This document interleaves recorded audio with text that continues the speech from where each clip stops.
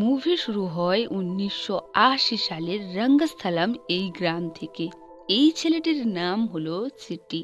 চিট্টি নিজের সর্বস্ব দিয়ে স্পিডের গতিতে সাইকেল চালিয়ে ফাঁকা রাস্তা পেরিয়ে এই আঙ্কেলের কাছে পৌঁছে ওনাকে গাড়িতে উঠতে বারণ করে। কিন্তু তার আগেই আঙ্কেলটি গাড়িতে উঠে পড়ে এবং পিছন থেকে একটি ট্রাক এসে আঙ্কেলের গাড়িকে সজোরে ধাক্কা মারে।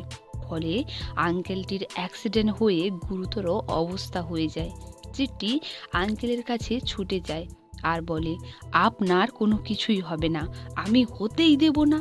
এই বলে আঙ্কেলটিকে জলদি হসপিটালে নিয়ে আসে। ডাক্তাররা পুরো চেষ্টা করছে আঙ্কেলটিকে বাঁচানোর, আর এদিকে চিট্টি আঙ্কেলের কথা ভাবতে ভাবতে টেনশনে ঘেমে যাচ্ছে। কিন্তু কেন? চিট্টির কি বা সম্পর্ক এই আঙ্কেলের সঙ্গে? আর এই আঙ্কেলও বা কে? তাহলে চলুন পুরো ঘটনাটা জেনে আসি। চিট্টি চিট্টি বাবু কানে অনেকটাই কম শুনতে পায়। সে নিজস্ব ইঞ্জিন ওয়াটার পাম্প চালিয়ে গ্রামের জমিতে জল সরবরাহের কাজ করত। বিনা পয়সায় নয়, সে পয়সা নিয়েই এই কাজ করত। সে কানে কম শুনতে পেলেও তাকে কে কি বলছে সে লিপসিন ধরে একটু আধটু কথা বুঝে নিত। তাকে 4 দিন আগে একটি বিষাক্ত সাপ কামড়েছিল। সে কোনো মতে বেঁচেছে। তাই চিট্টি সাপটিকে মারতে একটি লাঠি হাতে নিয়ে বারবার সাপটির খোঁজে এখানে আসে। আর যতবারই আসে কোনো না কোনো জিনিস সে খুঁজে পায়। এইবারও সে একটি ঘড়ি পায়। সেই ঘড়িটি তার প্রিয় বন্ধু রাঙ্গামাটির কাছে বিক্রি করতে আসে। রাঙ্গামাটিও ওই ঘড়িটি কিনে নিয়ে পরে তার চিট্টিকেই পরিয়ে দেয়। রাঙ্গামাটির স্বামী দুবাইতে কাজ করে, এখানে সে একাই থাকে। আর হ্যাঁ, চিট্টি যেখানে কম শুনতে পায় এই বিষয়টি সে সবার কাছ থেকে লুকাতো। শুধু রাঙ্গামাটি আর তার চেলা বিশু ছাড়া সে আর কাউকে কথা বলেনি। এরপর সিন পেরিয়ে এই প্রেসিডেন্টের কাছে আসে। ইনি হলেন এই গ্রামের প্রেসিডেন্ট। এই পদে প্রায় 30 বছর ধরে সে রাঙ্গাস্থলামে একাই রাজ করছে।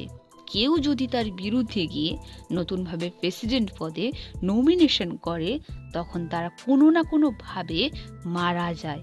তার আসল নাম ভূপেন্দ্র, কিন্তু এখনো পর্যন্ত তার নাম গ্রামের কেউই জানে না। তার হুকুম ছাড়া গ্রামের একটি পাতাও নড়তো না। সবাই তাকে অনেক ভয় করত। এ পর্যন্ত কি তার বাড়ির সামনে দিয়ে কেউ জুতো পরে যাওয়ার সাহসও করতো না। সবাই তাকে মানত, তাকে ভগবানের আসনে বসিয়ে রাখত।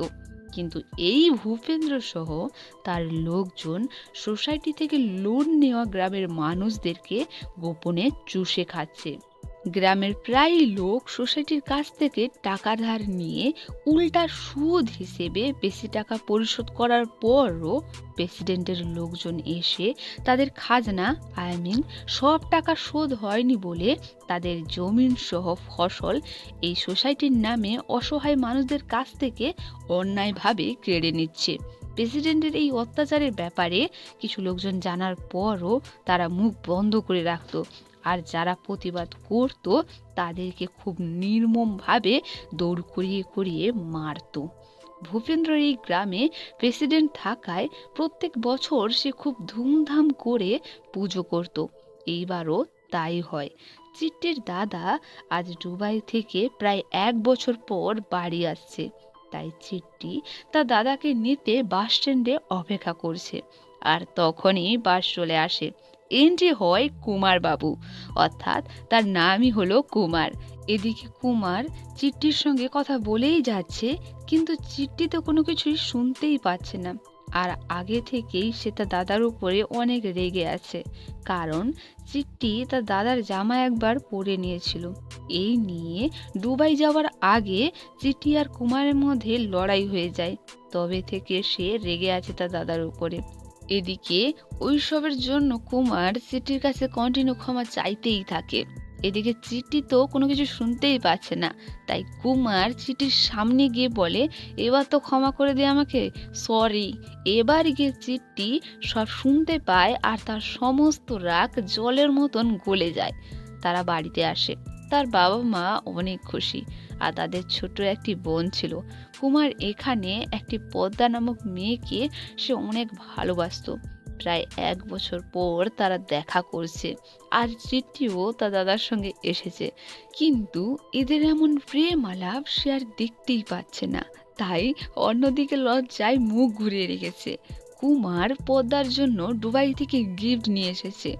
এরা দুজন একে অপরকে অনেক ভালোবাসতো। আচ্ছা, মনে আছে চিট্টিকে একটি সাপ কামড়েছিল? হ্যাঁ, তবে থেকে গ্রামে কারোর বাড়িতে সাপ ঢুকলে চিট্টি সেখানে আগে পৌঁছে যায়। আর ওই সাপটিকে খুঁজতে খুঁজতে চিট্টি এমন কাণ্ড ঘটিয়ে ফেলে। লাক্সমি চিট্টিকে যা তা করে বকেই যাচ্ছে, কিন্তু চিট্টি আর তার হুঁশে নেই। সে পুরো মাতহোঁশ হয়ে গেছে লক্ষ্মীকে দেখে। প্রথম দেখাতেই চিট্টি লক্ষ্মীর প্রেমে পড়ে যায়। এরপর থেকে চিট্টির মধ্যে অন্য রকমের এক অনুভূতি কাজ করতে শুরু করে। চিট্টির এমন হাল দেখে সবাই বেশ চিন্তিত হয়ে পড়ে। তখন কুমার তাকে নিয়ে ডাক্তারের কাছে যায় আর তাকে কানের হিয়ারিং এইডস কিনে দেয়। কিন্তু কিছুক্ষণ পরে চিট্টি এই হিয়ারিং এইডসটা খুলে ফেলে আর বলে, এটা আমার কানে কি করছে? তখন কুমার বলে, এটা পরে থাকলে তুই সব শুনতে পাবি। চিট্টি বলে, লোকে সন্দেহ করতো যে আমি কানে কম শুনি, আজ তাদের ডাউট তুই ক্লিয়ার করে দিলি। এই বলে এখান থেকে বেরিয়ে রাঙ্গামাটির বাড়িতে এসে লক্ষ্মীর ব্যাপারেই সে বলতে থাকে। তখনই ওই কানে লক্ষ্মী চলে আসে। ওই বললাম না, সিটি ইঞ্জিন ওয়াটার পাম্পের দ্বারা জমিতে জল সরবরাহ করতো। হ্যাঁ, লক্ষ্মীর জমিতে জল লাগবে, তা নিয়েই চিট্টির সঙ্গে কথা বলতে এসেছে। চিট্টি যেতে রাজি হয়। শ্রীন মাঠে আসে। লক্ষ্মী মাঠে কাজ করছে, আর চিট্টি মনের খেয়ালে ভেসে বারবার লক্ষ্মীকে এইভাবে চেয়ে চেয়ে দেখতে থাকে। আর এই ব্যাপারটা লক্ষ্মী লক্ষ্য করে সে চিট্টির দিকে তেড়ে আসতে থাকে। তখনই চিট্টি ভয় পেয়ে মেশিনের কাছে গিয়ে মেশিনের সাউন্ড বাড়িয়ে দেয়। আর লক্ষ্মী এসে তাকে বকেই যাচ্ছে। তখন চিট্টি লক্ষ্মীকে বলে, রাঙ্গামা আন্টি বলেছিল তোমার বাবা আমার শ্বশুর হবে, তাহলে তুমি আমার কে হবে? আর এই কথাটা শুনে লক্ষ্মী রেগে গিয়ে মেশিনটি বন্ধ করে দেয়। এই বছর আবারও গ্রামে পূজার আয়োজন হয়েছে। চিট্টি আর বিশু মেলাতে এসেছে। এখানে চিট্টি লক্ষ্মীকে দেখতে পায়। তখন চিট্টি লক্ষ্মীর কাছে যেতে চাইলে বিশু বাধা দেয় আর বলে, লক্ষ্মীদি যদি তোমাকে কিছু বলে তাহলে তুমি তো শুনতে পাবে না, তার থেকে তোমাকে যেতে হবে না। তখন চিট্টি বলে, আমি ওর কাছ থেকে জল দেওয়ার বাদবাকি টাকাটা পাবো, সেটা নিয়েই চলে আসব। এরপর তার কাছে গিয়ে বলে, লক্ষ্মী আমার বাকি টাকাটা কোথায়? তখন লক্ষ্মী বলে, তোমার কি মনে হয় তোমার টাকা কি আমি দেব না? এই নাও তোমার টাকা, আর আমার বাদ বাকি টাকা ফেরত দাও। চিঠি তো লক্ষ্মীর কোনো কথাই বুঝতেই পারছে না, অর্থাৎ সে এত আস্তে বলছে আর তার লিপসিন জড়িয়ে যাচ্ছে যে যে তার কথা বুঝে ওঠার উপায় নেই। তাই সে লক্ষ্মীকে এমন চিমটি কাটতে থাকে, আর লক্ষ্মী জোরে চিল্লিয়ে বললে সে তবে গিয়েই সব শুনতে পায় আর বলে, ও বাদ বাকি টাকা সে পরে তাকে দিয়ে দেবে। তখন লক্ষ্মী বলে, সে বাদ বাকি টাকা দিয়ে আমাকে চুড়ি কিনে দেবে, চলো। চিট্টিও তাই করে। আর এদিকে কাশির ভাইরা চিট্টির সামনে লক্ষ্মীকে টোন টিটকিরি কাটছে। পাশে দাঁড়িয়ে চিট্টি এইসব শুনেও ওদের কোনো কিছু বলছে না। এই দেখে লক্ষ্মী রেগে চুড়ি না কিনে এখান থেকে চলে যায়। আসলে চিট্টি তো এদের কথা শুনতেই পায়নি, আর এর জন্য সে অ্যাকশনও নেয়নি। কিন্তু পরে সে বুঝতে পারে লক্ষ্মীর রাগের কারণ এরাই হতে পারে। সেই ভেবে কাশির ভাইদেরকে চিট্টি অনেক পেটায়। কুমার মেলাতে এসে চিট্টিকে কোনোভাবে সামলায়। চিট্টি কাউকেই ভয় করতো না, যেটা ঠিক সে সেটাই করত। সেন তার পরের দিন আসে। এতদিন শুধু চিট্টি লক্ষ্মীকে ভালোবাসতো, কিন্তু এদিকে কাশির ভাইরা নোংরামি করায় তাদেরকে চিট্টি পিটিয়েছে। আর সেই দেখে লক্ষ্মী এখন চিট্টিকে ভালোবাসতে শুরু করেছে। আর তার কথা সে তার বাবাকে বলবে, লক্ষ্মী তাকে বিয়ে করতে চায়। এইসব কথা সে বলেই যাচ্ছে, কিন্তু চিট্টি তো কিছুই শুনতেই পাচ্ছে না। সেই পথ দিয়ে একটি সোসাইটির গাড়ি যাচ্ছিল। চিট্টি তাদেরকে দাঁড় করিয়ে এবার লক্ষ্মীকে বলতে বলে। লক্ষ্মীও তার মনের কথা জানায়। এরপর চিট্টি ওই গাড়িটিকে একটি স্ট্যান্ডে দাঁড় করিয়ে এই লোকটিকে লাগিয়ে জিজ্ঞাসা করতে বলে, চিট্টির সঙ্গে যে কিছুক্ষণ আগে মেয়েটি তার সঙ্গে কথা বলছিল সে চিট্টিকে কি বলেছিল। লোকটি জানায় মেয়েটি চিট্টিকে বিয়ে করতে চায়, আর সে যদি রাজি থাকে তাহলে তার বাবার সঙ্গে সে কথা বলবে। কিন্তু লোকটি একটু বাড়াবাড়ি করে বলে আজকে রাত্রে নাকি লক্ষ্মী চিট্টির সঙ্গে দেখা করতে চায়, এমনটা নাকি সে বলেছে। চিট্টি খুশি হয়ে আনন্দে লাফাতে লাফাতে তার বাড়িতে রাত্রিবেলা প্রবেশ করে। আর চিট্টি তো প্রোফাইলে গানে শুনতে পায় না। তার চুপি চুপি বাড়িতে ঢোকার চেষ্টা বিফলে যায়। এক এক করে বাড়ির জিনিসপত্র চারপাশে ফেলিয়ে সবাইকে জাগিয়ে দেয়। লক্ষ্মী ঘুম থেকে উঠে দেখে এই অবস্থা। পিছনের সবাই তাদেরকে একসঙ্গে দেখে ফেলে। এদিকে চিট্টি ভাবে সে লক্ষ্মীর সঙ্গে বাড়ির সবাইকে লুকিয়ে সে দেখা করতে পেরেছে। এই ভেবে লক্ষ্মীকে কিস করতে চাইলে লক্ষ্মী তাকে একটি থাপ্পড় বসিয়ে দেয়। এরপর পিছনে ঘুরতেই দেখে এই অবস্থা। ব্যাস, লক্ষ্মীর বাবা চিট্টির কোনো কথাই শুনে না, তাকে টেনে বাড়ির বাইরে নিয়ে আসে। মাঝ রাত্রে একটি মেয়ের ঘরে ছেলে ঢুকেছে এই শুনে চারপাশ থেকে পাড়া প্রতিবেশী ছুটে আসে চিট্টিকে মারতে।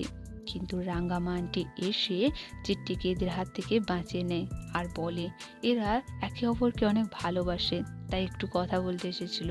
এই বলে এদের হাত থেকে বাঁচিয়ে নিয়ে এখান থেকে বের হয়ে যায়। লক্ষ্মী চিট্টিকে বাড়িতে ডেকে লোকজন দ্বারা তাকে অসম্মান করেছে এইসব ভেবে সে কষ্ট পেতে থাকে। আর রাঙ্গামা আন্টিকে বলে আন্টি, মাত্র এই কিছুদিন হলো ওর সঙ্গে আমার দেখা, এতেই আমার এই অবস্থা। আর তুমি কাকাকে ছাড়া এতদিন কিভাবে আছো? এই কথাটা শুনে মুহূর্তের মধ্যে আন্টি পাল্টে যায় আর কষ্ট পেয়ে এখান থেকে চলে যায়। এই সোসাইটির অত্যাচার দিন দিন বেড়েই চলেছে। কেউ কেউ তো সর্বস্ব হারিয়ে আত্মহত্যা করতেও পিছু পা হচ্ছে না। আর এক সময় এদের মধ্যে থেকে লক্ষ্মী জানতে পারে যে চিট্টি কানে কম শুনতে পায়।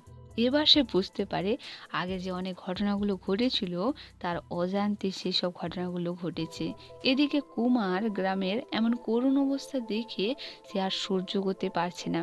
এইসব বিষয় নিয়ে সে যখন প্রতিবাদ করতে যায় তখনই প্রেসিডেন্টের লোকজন সোসাইটির লোকদের ওপরে গায়ে হাত দেওয়ার মিথ্যা নাটক সাজিয়ে তাকে জরিমানা করে।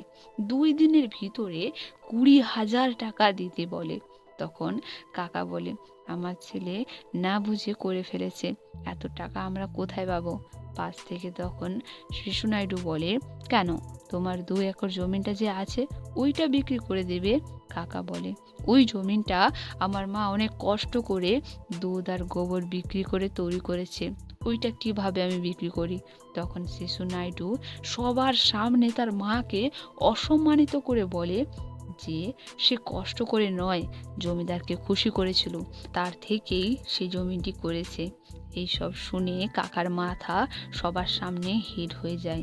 সেটি তো কিছুই বুঝতে পারছে না, আর এরাও কোনো কিছু একে বলে না। কিন্তু এরপরে সে কথাটি জানতে পারলে পুরো গ্রাম ছুটিয়ে ছুটিয়ে শিশু নাইডুকে মারতে থাকে, তাকে মেরেই ফেলবে। তখন কুমার আর বিশু চিট্টিকে ধরে নেয়। অনেক দিন পার হয়ে যায়, কিন্তু চিট্টি এখন লক্ষ্মীর সঙ্গে কথা বলে না। এদিকে লক্ষ্মী তার ভুলটা বুঝতে পেরে তাকে মানানোর অনেক চেষ্টা করে, কিন্তু চিট্টি শোনে না। আর সেই সময় পুলিশরা এসে শিশু নাইডুকে মারার দায়ে গ্রেপ্তার করে নিয়ে যাওয়ার সময় লক্ষ্মী ছুটে গিয়ে চিট্টিকে কিস করে দেয়। এবার গিয়ে চিট্টি বুঝতে পারে লক্ষ্মী তাকে কতটা ভালোবাসে। এরপর সেও পুলিশের কাছ থেকে নিজেকে ছাড়িয়ে লক্ষ্মীকে কিস করে। আর চিট্টি রাঙ্গামা আন্টিকে বলে আন্টি, আমার লক্ষ্মীর খেয়াল রেখো, আমি তাড়াতাড়ি চলে আসব। পুলিশরা চিট্টিকে থানায় নিয়ে গিয়ে তাকে অনেক মারে, এই পর্যন্ত কি তাকে 2 দিন খেতেও দেয় না। কুমার অনেক চেষ্টা করে চিট্টিকে ছাড়ানোর। সে প্রেসিডেন্টের কাছে গিয়ে তার ভাইকে ছেড়ে দেওয়ার জন্য অনেক কাকুতি মিনতি করতে থাকে। এই ভূপেন্দ্র যদি একবার হ্যাঁ বলে তাহলে থানার এসআই চিট্টিকে ছেড়ে দেবে, কিন্তু এমনটা ভূপেন্দ্র করে না। সে কুমারকে পাত্তাই দেয় না। কুমার নিরাশ হয়ে যায়। 2 দিন চিট্টি জেলে কাটানোর পর এই গ্রামের বাইরের এক এমএলএ দর্শনামূর্তি অর্থাৎ এই আঙ্কেল চিট্টির বেল করায়। 2 দিন না খাওয়ার কারণে খিদের জ্বালায় সে হাঁপাতে হাঁপাতে দৌড়ে এসে খাবারগুলো গিলে গিলে খেতে থাকে। ভাইকে এমন অবস্থায় দেখে চোখের জল সে আর ধরে রাখতে পারছে না। আর তখনই সে সিদ্ধান্ত নেয় ভূপেন্দ্রের বিরুদ্ধে সে দাঁড়াবে।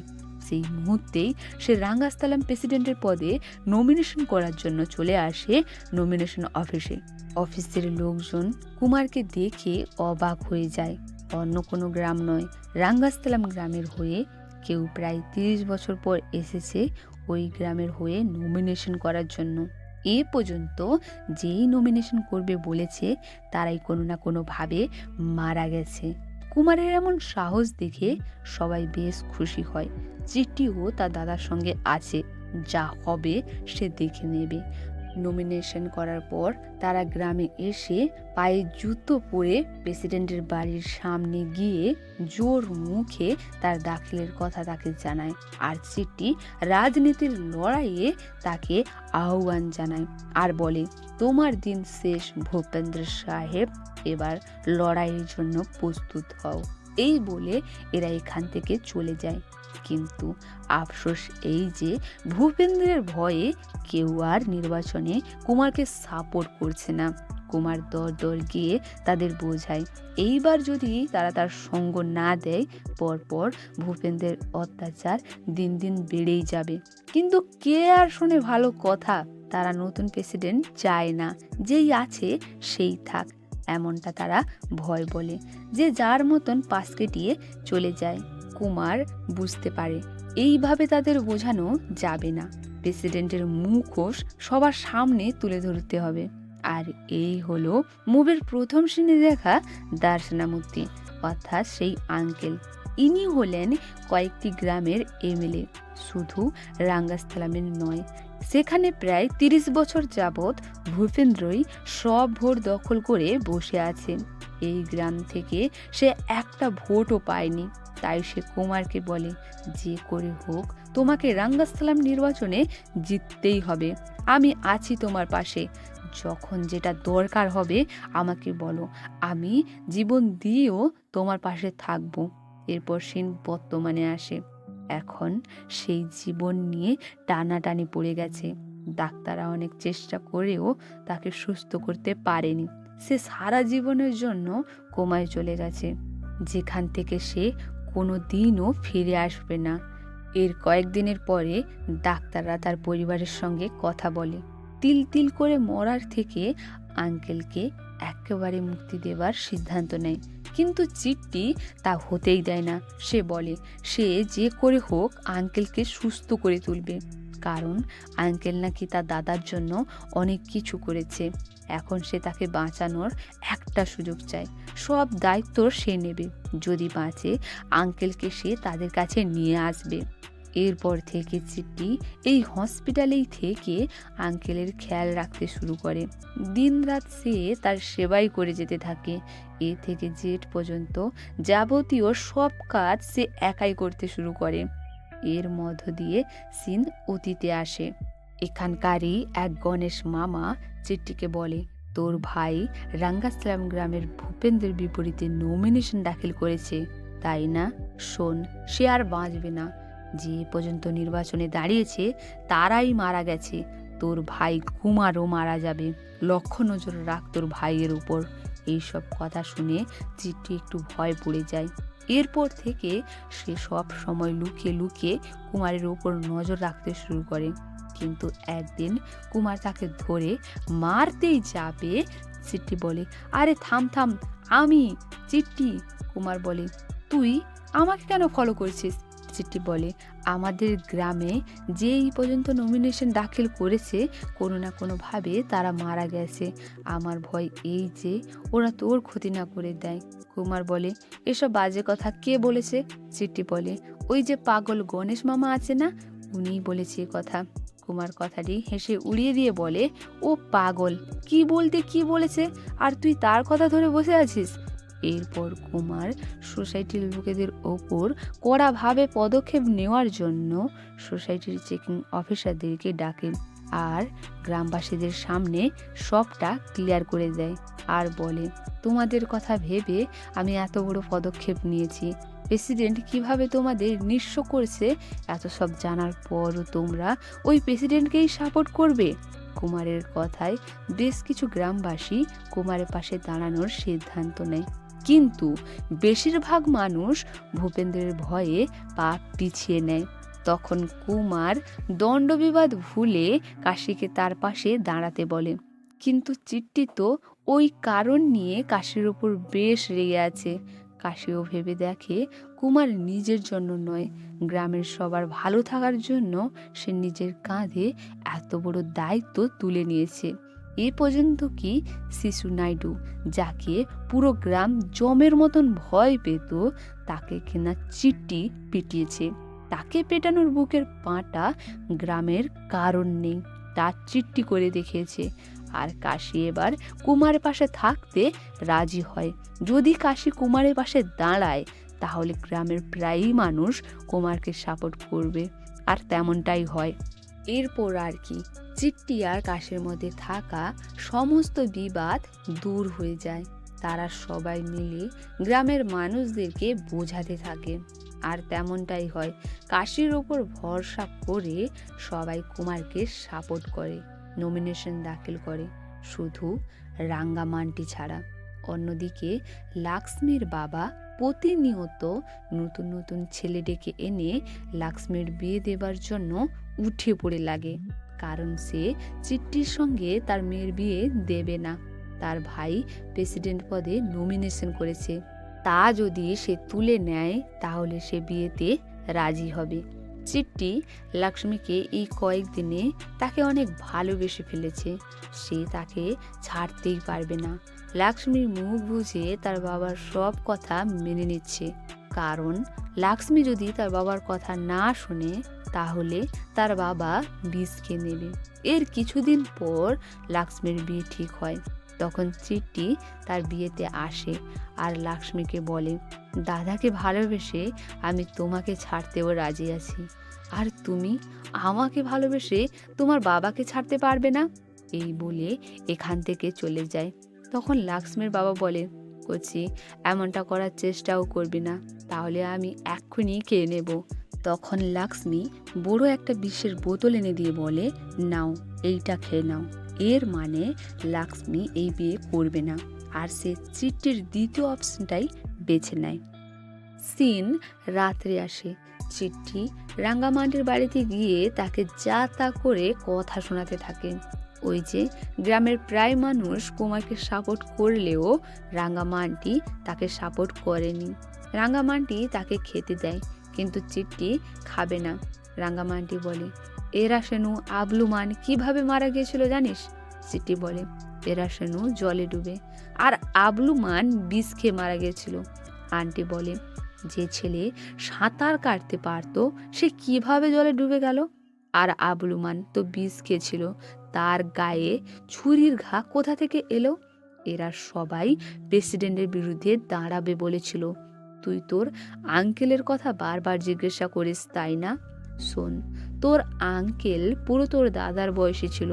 সেই সব সোসাইটির বিষয় জানার পর তার বিরুদ্ধে গিয়ে আগের বছর দুবাই থেকে ফিরে এসে নমিনেশন করার কথা বলে যায়। আর তোর কাকা ঠিক তেমনটাই করে। পরের বছর সে ফিরে আসে এমন দিনে, কিন্তু বাড়ি ফেরা আর তার হয়ে ওঠেনি। প্রেসিডেন্টের লোকজন তাকে মাঝ রাস্তায় কুপিয়ে কুপিয়ে মেরে ফেলে। এবার বল কি বলবি? তুই যে ঘড়িটি ওখান থেকে পেয়েছিলিস ওটা তোর কাকারই ঘড়ি ছিল। এইসব কথা শুনে চিট্টি পুরো আঁতকে ওঠে। চোখের জল সে আর ধরে রাখতে পারছে না, আর বলে, এসব কথা আগে কেন বলনি যে কাকা আর বেঁচে নেই? রাঙ্গামান্টি বলে, তোর আন্টি অনেক সুন্দরী, আশেপাশের লোকজন যদি তোর কাকার মরার কথা জানতে পারতো তাহলে ওরা প্রত্যেক দিনই এসে আমাকে বিরক্ত করতো, যে এর জন্য আমি কাউকেই বলিনি। এখন আমার ভয় এই যে তোর কাকার মতন তোর দাদার অবস্থাও যেন এমন না হয়ে যায়। এরপর থেকে চিট্টি তার দাদার কথা ভেবে রাতে আর ঘুমাতে পারে না। সে সারাক্ষণ তার দাদার আশেপাশে নজর রাখতে শুরু করে, আর এমন অতি বাড়াবাড়ি করার জন্য কুমার তার সঙ্গে তাকে থাকতে বারণ করে। এতে চিট্টি অনেক রেগে যায়। আর এদিকে কাশি সহ গ্রামের সবাই তাদের নাম কুমারের পাশে থাকবে না বলে তুলে নিতে গেলে কুমার ছুটে যায়, তাদের মাঝ রাস্তায় বাধা দেয়। তখন কাশি বলে, সামনে থেকে সরে যা কুমার, তোরা দুই ভাই মিলে আমাদের বেশ তো বোকা বানাচ্ছিস। কুমার বলে, স্পষ্ট করে বল কি হয়েছে। তখন পাশ থেকে লোকেরা বলে, তোমার ছোট ভাই চিট্টি প্রেসিডেন্টের কাছ থেকে টাকা নিয়েছে। কুমার সবাইকে নিয়ে চিট্টির কাছে আসে, চিট্টিকে জিজ্ঞাসা করে সে প্রেসিডেন্টের কাছ থেকে টাকা নিয়েছে কিনা। প্রথমে চিট্টি না বললেও এরপর কুমার যখন গলায় বটি ধরে নিজেকে মেরে ফেলার হুমকি দিলে এইবার গিয়ে চিট্টি বলে, হ্যাঁ আমি নিয়েছি। আর এখানে সবাই চিট্টিকে ভুল বোঝে। চিট্টি এটা করেছিল কারণ যদি তার ভাই নমিনেশন তুলে নেয়, কিন্তু এতে তো উল্টা হয়ে গেল, সে মরে যাবে কিন্তু সে লড়তে ছাড়বে না। এইসব দেখার পর তার দাদার উপর তার অনেক গর্ব হয়। এরপর চিট্টি প্রেসিডেন্টের কাছে এসে তার থেকে নেওয়া সমস্ত টাকা তাকে ফিরিয়ে দেয়। এ পর্যন্ত সে যতগুলো কাণ্ড ঘটিয়েছে সব এক এক করে এক ইঙ্গিতের মাধ্যমে তাকে বলতে শুরু করে। লাস্টে বলে, এই পর্যন্ত তোমার ওই অলৌকিক শক্তি এই গ্রামের আগত প্রেসিডেন্টদের যেভাবে মেরে ফেলেছে তাকে বলে দিও। কুমার বাবুর কাছে পৌঁছানোর আগে তাকে আমার সম্মুখীন হতে হবে। এই বলে তার সমস্ত নিয়ম ভঙ্গ করে এখান থেকে বেরিয়ে যায়। আজ শনিবার। কুমার গ্রামের রাস্তা পেরিয়ে পদ্মার সঙ্গে দেখা করতে শহরে গিয়েছে। এদিকে চিট্টি গ্রামের একটি অনুষ্ঠানে এসেছে, এরা সবাই নাচ গানে ব্যস্ত। তখন বিশু বাইরে এলে সে অজানা কয়েকজনকে দেখে ছুটে গিয়ে চিট্টিকে সে কথা জানায়। চিট্টিও দেরি না করে ওদেরকে ফলো করে, ফলে ওরা বুঝতে পেরে উল্টাই এদের উপর হামলা করে। কিন্তু চিট্টি ওদের ধরবার আগেই ওরা পালিয়ে যায়। তারা দেখতে পায় অনেকগুলো খাবারের ডিব্বা তারা নিয়ে এসেছিল, কিন্তু এখানে তো মাত্র 4 জন ছিল, তাহলে এতগুলো ডিব্বা এখানে কি করছে? চিট্টির আর বুঝতে বাকি থাকে না। সে বিশুকে জিজ্ঞাসা করে, দাদা কোথায়? তখন বিশু বলে, দাদা বৌদির সঙ্গে দেখা করতে শহরে গিয়েছে। এটা শোনা মাত্রই চিট্টি আর দেরি না করে দাদাকে বাঁচাতে বেরিয়ে পড়ে। এদিকে কুমার শহরের রাস্তা পেরিয়ে গ্রামে ঢোকে, আর তখনই শুরু হয় বিপদ। কুমার কিছু বুঝে ওঠার আগেই তার ওপর ঝোপ ঝাপড়া দিয়ে যে যার মতন আক্রমণ করেই যাচ্ছে। সেই সময় চিট্টিও এখানে চলে আসে আর দেখে তার দাদার গাড়ি আর চশমা পড়ে আছে। সে চারপাশে দাদা দাদা বলে তন্ন তন্ন করে তার দাদাকে খুঁজতে থাকে। চিট্টি এখানে এসেছে তাই প্রেসিডেন্টের পোষা গুন্ডারা কুমারের মুখ চেপে ঝোপে লুকিয়ে আছে। চিট্টি কুমারকে খুঁজে না পেয়ে এখান থেকে চলে যাবে, তখন তার পা একটি লাইটে পড়তেই লাইটটা জ্বেলে ওঠে। আর তখনই চিট্টি কুমারকে এই অবস্থায় দেখে সে যেন উন্মাদ হয়ে ওঠে আর এক একজনকে ধরে বাঘের মতন ঝাঁপিয়ে পড়ে। অন্য পাশ থেকে আর কিছু লোকজন কুমারকে মারতে যাবে, তখন চিট্টি কুমারকে আগলে রেখে প্রেসিডেন্টের যত পোষা গুন্ডা ছিল সবাইকে শেষ করে ফেলে। চিট্টি কুমারকে বাঁচাতে পেরেছে। এদিকে কুমারও অনেক আঘাত পেয়েছে, তাই চিট্টি কুমারকে টেবিলে বসে বলে, তুই এখানে বস, আমি হলুদ নিয়ে আসি, ও ছোটখাটো ঘা ঠিক হয়ে যাবে। তখন কুমার চিট্টির হাত ধরে বলে, সরি রে, আমি তোর কথা শুনিনি, শুনলে এরকমটা আর হতো না। এরপর থেকে আমি যেখানে যাব সঙ্গে তোকে নিয়ে যাব। চিট্টি বলে, আচ্ছা ঠিক আছে, হাতটা ছাড়, আমি হলুদ নিয়ে আসি। এরপর চিট্টি ওই দিদার কাছ থেকে হলুদ নিয়ে কুমারের কাছে আসতেই দেখে কুমার টেবিলে মুখ গুজে পড়ে আছে আর থর থর করে কাঁপছে। চিট্টি হলুদ ডিবাটা রেখে কুমারকে তুলতেই দেখে কে যেন তার দাদার গলা দিয়েছে। চিট্টির মাথায় যেন আকাশ ভেঙে পড়ে। পাশ থেকে একটি লোক জঙ্গল দিয়ে দৌড়ে পালিয়ে যায়। কুমার চিট্টিকে কিছু বলার চেষ্টা করে, কিন্তু সে আর কুমারের কথা বুঝতেই পারছে না। কুমার কি বলতে চাইছে সেটি বোঝার অনেক চেষ্টা করে, কিন্তু পারে না। চিঠি চিৎকার করে সবার কাছে সাহায্য চাইতে থাকে, কিন্তু সে পায় না। চিঠি হলুদ নিয়ে ওই কাটা স্থানে দেয়, কিন্তু তার আগেই কুমার নিঃশ্বাস ত্যাগ করে। চোখের সামনে তার দাদার এমন মৃত্যু দেখে চিঠি যেন পাগলের মতন হয়ে ওঠে। সকালে সে কুমারকে নিয়ে বাড়িতে আসে। চারপাশের যেন শোকের ছায়া পড়ে গেছে, কাকিমাকে যেন ধরে রাখা যাচ্ছে না। এদিকে চিঠি শেষবারের মতন তার দাদাকে জড়িয়ে হাতে একটি তরোয়াল নিয়ে প্রেসিডেন্টের বাড়ির দিকে তেড়ে আসতে থাকে। এরপর গ্রামের সবাই, পুরুষ থেকে মহিলা, হাতে যে যেটা পেয়েছে তা নিয়েই ভূপেন্দ্রকে মারার জন্য তেড়ে আসে। কিন্তু তার আগেই ভূপেন্দ্র এখান থেকে পালিয়ে যায়। এরপর থেকে চিঠি 1 মিনিটের জন্যও শান্তিতে থাকতে পারে না। সে যেখান থেকে প্রেসিডেন্টের খোঁজ পাচ্ছে মুহূর্তের মধ্যে তেড়ে সেখানে পৌঁছে যাচ্ছে। লাক্সমি চিঠির এমন হাল দেখে কান্নায় ভেঙে পড়ে। এরপর চিঠি গুনিনের মাধ্যমে ভূপেন্দ্র কোথায় আছে তা জানার চেষ্টা করে।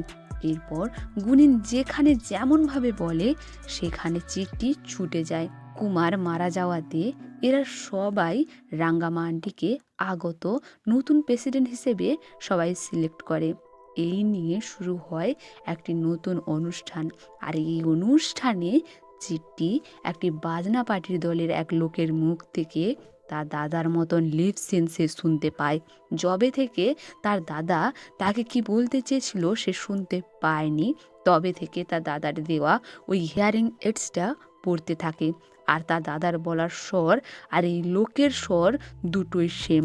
লোকটি বলছে শ্রীমান নারায়ণা, আর তার দাদার লিপসিনটা ঠিক এমনই ছিল। চিঠির একটাই গুণ, লিপসিন যদি একবার সে ধরে ফেলে তা কোনোদিনও সে ভুলতে পারে না। আর তাই হয়। চিঠি বুঝতে পারে ওই দিন তার দাদা শ্রীমান নারায়ণা এই বলে কার নাম বোঝাতে চাইছিল। চিঠি আর দেরি না করে দর্শনামূর্তি অর্থাৎ ওই আঙ্কেলকে ফোন লাগায়। তার এক অ্যাসিস্ট্যান্ট ফোনটা তুলে বলে দর্শনামূর্তি এখন বাড়িতে নেই, তার এক গেস্ট হাউসে গেছে। চিঠিও আর দেরি না করে ওই গেস্ট হাউসের দিকে রওনা দেয়। আর যেটা আমরা প্রথম সিনে দেখেছিলাম সেই সিনটা আমরা এখন দেখতে পাই। চিঠি গাড়িতে উঠতে আঙ্কেলকে বারণ করে, কিন্তু এই আঙ্কেল গাড়িতে উঠে পড়ে। তারপরেই এই ঘটনা ঘটে। এরপর সিন বর্তমানে আসে। প্রায় 2 বছর হয়ে গেল অনবরত এখানে পড়ে থেকে আঙ্কেলের সেবা সে কন্টিনিউ করে যেতেই থাকে। রাঙ্গামা আন্টি, তার বাবা, বোন তার সঙ্গে দেখা করতে আসে আর তাকে বাড়ি ফিরে যেতে বলে। এখানে সে আর কতদিন এইভাবে পড়ে থাকবে? কিন্তু চিঠি না বলে সে যাবে, কিন্তু অনেক দেরি হবে। এরপর একদিন চিঠি আঙ্কেলের সেবা করছিল, তখন সে দেখতে পায় আঙ্কেল নিজের হাত পা নাড়াচ্ছে। তখন সে চিৎকার করে ডাক্তারদেরকে ডেকে আনে। এরপর তার বাড়ির লোক আসে। চিঠি পেরেছে তার কথা রাখতে। এরপর সিন দর্শনামূর্তির বাড়িতে আসে। দর্শনামূর্তি এখন পুরোপুরি সুস্থ। এবার তার এমএলএর পদ থেকে সে মিনিস্টার হতে চলেছে। সেই খুশিতে তার বাড়িতে বিশাল এক জমজমাট পরিবেশ তৈরি হয়েছে। এদিকে চিঠি আর লাক্সমি বাড়ির বাইরে দর্শনামূর্তির সঙ্গে একটু দেখা করার আশায় এইভাবে অপেক্ষা করছে, কিন্তু কেউ আর তাকে বাড়িতে ঢুকতেই দিচ্ছে না। সেই সময় দর্শনামূর্তির স্ত্রী চিঠিকে দেখতে পেয়ে তাকে দর্শনামূর্তির সঙ্গে দেখা করার সুযোগ করে দেয়। আঙ্কেল চিঠিকে দেখা মাত্রই তার ঘর থেকে সবাইকে বার করে দেয়। চিঠি তখন আঙ্কেলের নামে পুজো দিয়েছিল, সেই প্রসাদ আঙ্কেলকে খেতে দেয়। তখন আঙ্কেল বলে, তুই আমার জন্য এত ভাবিস, বল তুই কি চাস? তখন চিঠি বলে, কেন মারলে আমার দাদাকে? তখন আঙ্কেল বলে, ওই কি বলছিস এসব, তোর মাথা ঠিক আছে তো? চিঠি বলে, বলো কেন মারলে? আঙ্কেলটি বলে, তোর দাদাকে তো প্রেসিডেন্ট মেরেছিল। তখন চিঠি বলে, হ্যাঁ, গুনিনের কথা মতন আমি ভূপেন্দ্রের খোঁজ পেয়েছিলাম। ও সবার চোখ এড়িয়ে ঘাস বনে লুকিয়েছিল। ওকে পাওয়া মাত্রই ওখানে আমি ওকে মেরে ফেলি।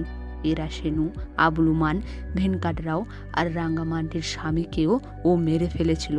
তাই তাকে মেরে আমি কোনো অন্যায় করিনি, কিন্তু তুমি আমার দাদাকে মেরে তার দায় প্রেসিডেন্টের ঘাড়ে চাপিয়ে দিয়েছিলে, তাই না? তখন দর্শনামূর্তি বলে, আমি তোর দাদাকে কেন মারবো? এবার গিয়ে চিট্টি বলে, হ্যাঁ, আমিও ওই কথা আগে ভেবেছিলাম, কিন্তু যখন দাদার মুখ থেকে ওই নামটা শুনেছিলাম, সে নামের কেউ আমার গ্রামে ছিল না, আর এই নাম আমি আপনার মুখে শুনেছিলাম। ও আপনারই লোক ছিল, তাই না? মরার আগে সব কথা উগড়ে দিয়ে গেছে। পদ্মা আপনারই মেয়ে, তাই না? আর আমার দাদা আপনার মেয়েকে ভালোবাসতো। আচ্ছা বলুন তো, কাউকে ভালোবাসা কি অন্যায়? এইভাবে আমার দাদাকে মেরে ফেললেন। এবার এই আঙ্কেল রেগে গিয়ে বলে, বেশ করেছি, মেরেছি। আমার বাড়িতে ঢোকার ওর যোগ্যতা নেই, আর ও কিনা আমার মেয়েকে বিয়ে করার স্বপ্ন দেখে। তুই আর তোর ভাইয়ের এটারই যোগ্য।